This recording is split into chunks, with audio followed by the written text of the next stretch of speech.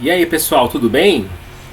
Vamos iniciar agora a nossa aula de saúde coletiva, saúde pública, tá? Com as questões do IBAN e alguma parte de teoria, porque saúde coletiva e saúde pública, a gente precisa ler um pouco das leis, interpretar, entender, para poder estar fazendo as questões, tá legal? Vamos lá então. Nessa aula aí, nós vamos englobar epidemiologia, cai bastante matéria de índice no IBAN. Vamos falar um pouco sobre SUS, as principais leis aí que estão no edital. E o Brasil Sorridente, né? Que vai incluir o Centro de Especialidades Odontológicas e a odontologia na estratégia saúde da família. Bom, vamos começar com a epidemiologia, falar sobre índices. O que são índices? São instrumentos quantitativos ou qualitativos que permitem mensurar uma determinada doença. E quais os conceitos importantes aí? A gente saber a diferença entre prevalência e incidência. Tá? Prevalência ele é um dado de momento, é um dado estático, é uma fotografia do instante fixo naquela determinada população. Por exemplo, na cidade de São Paulo, temos 25 mil pessoas com cárie, tá? Essa é a prevalência de 2022. Em 2020, a prevalência de cárie era de 30 mil pessoas, tá? Prevalência em 2020, 30 mil. Prevalência em 2022, 25 mil. Houve uma queda no número de cáries. Houve uma redução da prevalência, houve uma queda de incidência. A incidência foi 5 mil habitantes. Tá? A prevalência diminuiu e a incidência também. Tá legal? Então, por exemplo, a incidência ela pode ser positiva ou negativa. Ela é um dado dinâmico. Geralmente ela vai comparar dois dados ou mais de prevalência. Tá legal? Então, por exemplo, temos no ano 2000 haviam 25 mil pessoas com pressão alta. Essa é uma prevalência, um dado estático. No ano 2020, esse número saltou para 125 mil. Então teve uma incidência de 100 mil pessoas. Tá? Houve um aumento na incidência e um aumento na prevalência. Só que a prevalência é um dado estático e a incidência é o quanto aumentou ou quanto diminuiu daquela determinada doença. Tá legal? Agora, às vezes no concurso cai o termo incremento, para você mensurar medidas de prevalência e incidência. Incremento nada mais é do que uma incidência medida anualmente. Tá legal? Vamos falar de outros conceitos. Prevenção, o que é? É a interposição de qualquer barreira na história natural da doença, no sentido de evitá-las. Tá? Então temos a prevenção primária, a prevenção secundária e a prevenção terciária. A prevenção primária é tudo aquilo que você faz antes do advento da doença. Por exemplo, a vacinação. Você faz a vacinação para você não ter uma determinada doença. Então é uma prevenção primária. Tá?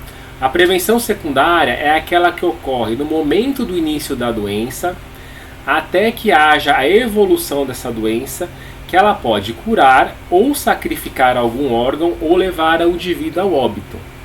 Tá? Então a pessoa pegou uma determinada doença, por exemplo, coronavírus, você não se vacinou ou você não conseguiu prevenir a doença, então passou a fase primária do Covid, a secundária você está com a doença.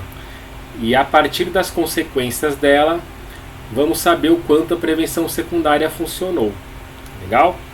Aí no caso de você perder um órgão, nós vamos lançar a mão da prevenção terciária, que é aquela que a gente está falando da reabilitação, tá? Por exemplo, uma doença comum aí é o diabetes, né?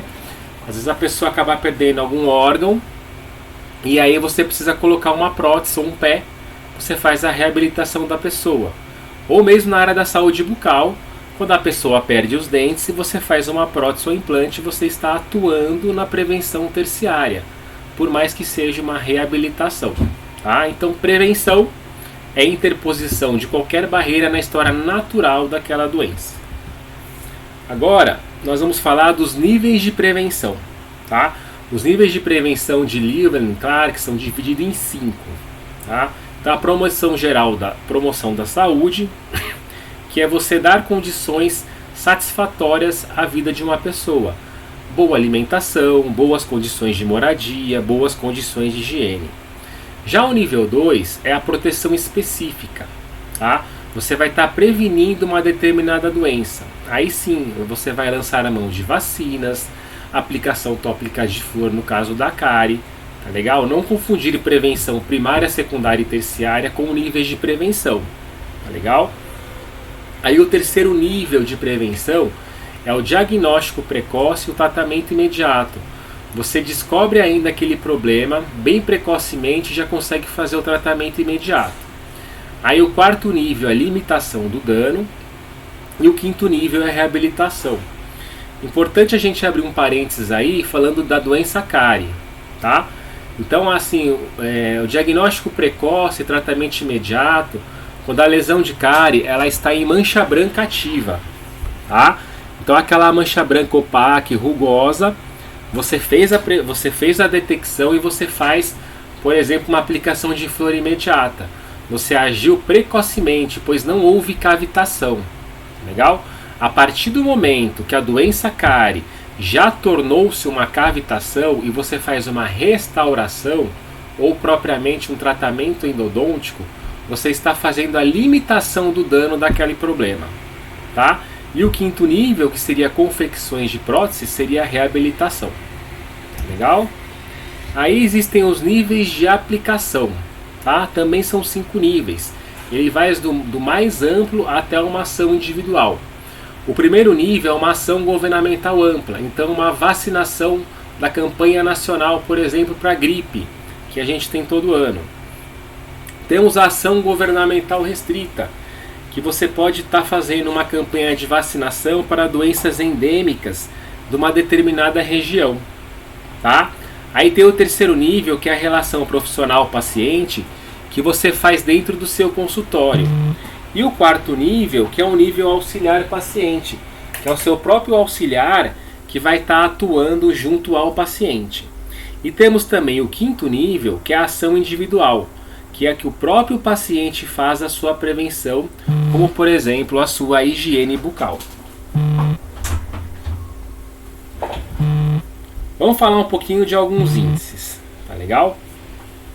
O índice de CPOD. O índice de CPOD é o índice que mede a história de cárie dentária em dentes permanentes através dos componentes C, que são os cariados, P, que são os perdidos, e dentro dos perdidos estão os extraídos e com indicação de extração. E o O são os obturados.